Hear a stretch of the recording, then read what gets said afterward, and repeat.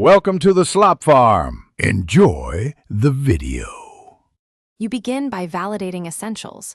Confirm your GPU supports DirectX 11 and that Windows update applied the latest OS fixes. Once done, install Visual C++ redistributables and the required NET runtime. These provide runtime libraries the game demands. Next, make sure to update your GPU driver from the manufacturer's installer, not generic drivers. Finally, disable overlays and temporarily pause antivirus to avoid file blocking.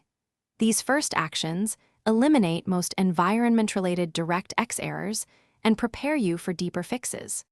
Now you run the launcher's verify/repair to replace missing game assets. This often restores broken DirectX calls. Once done, locate the game's DirectX redistributable in its install folder and run the installer as administrator to refresh D3D runtime files.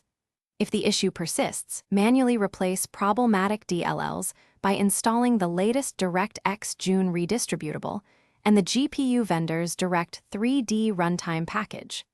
Make sure to reboot after each install. This ensures drivers and DLLs register correctly with the system. For finalization, force the game to use DirectX 11 by editing the launcher config or adding a command line flag. Launch and monitor stability.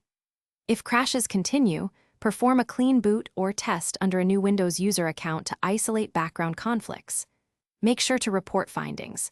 Collect DXDiag output and GPU driver logs, then reinstall the game only if other steps fail. Troubleshooting tip: if you still encounter DirectX errors, revert recent driver updates and test an older stable driver version to identify regression issues.